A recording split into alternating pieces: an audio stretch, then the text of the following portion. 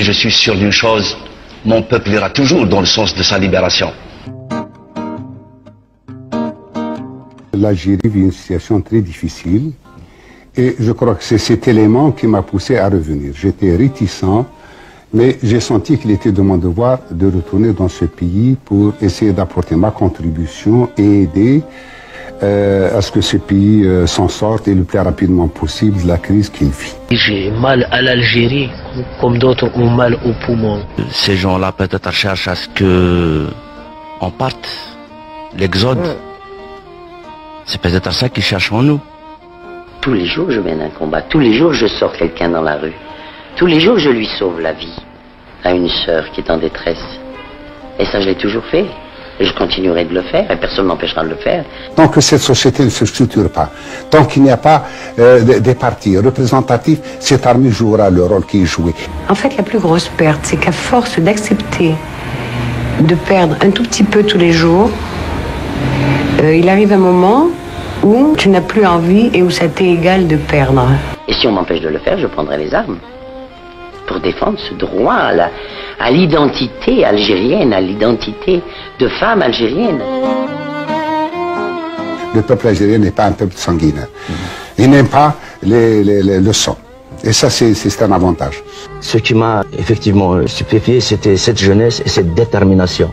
J'ai connu cette perte d'espoir en Algérie, un espoir immense. C'est-à-dire à partir du moment où les gars ont senti qu'ils allaient tout perdre réellement, il y a eu la création de tous ces mouvements nationalistes ou culturels qui ont justement permis à l'homme algérien de se récupérer en quelque sorte. Ce que je puis dire, c'est qu'il y a un changement en Algérie. Il y a un changement que je voudrais passer aux jeunes. Et mon but, c'est de faire que cette jeunesse algérienne, qui est la majorité, qui représente les moins de 30 ans, représente 70%, soit un élément actif dans la vie politique d'Algérie. Toutes ces jeunesses qu'on a mis de côté, ces jeunesses qui a été marginalisées, et mon but, c'est de faire que cette jeunesse puisse s'organiser autour de ces difficultés et être un élément de dialogue et un contre-pouvoir. Maintenant, nous voulons mettre le point sur les i, puisque nous, notre but n'est pas de prendre le pouvoir.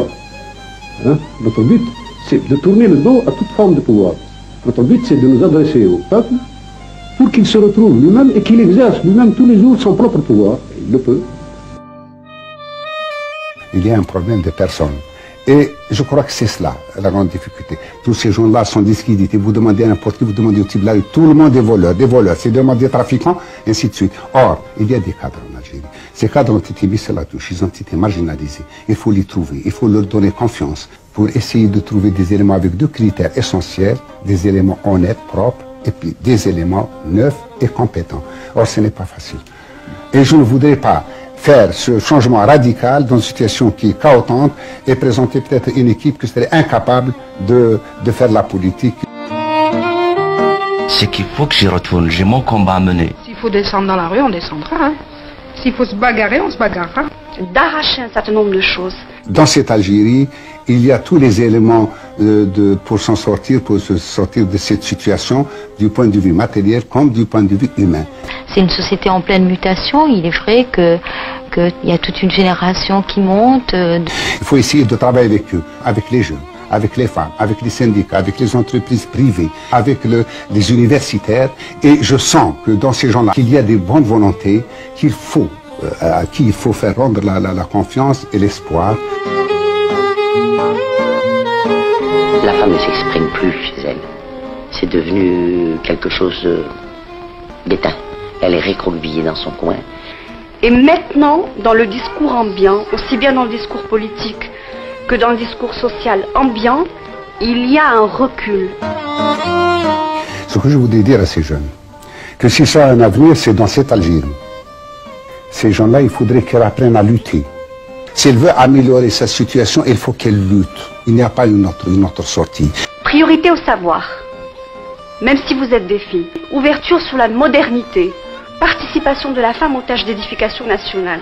Mon espoir, je l'investis dans le combat de Djaout, de Boussibsi, de Said Mokbel, de beaucoup d'autres. On voudrait vivre en harmonie en Algérie avec nos différences, nos diversités. Il faut apprendre à aimer la beauté. C'est aussi un combat.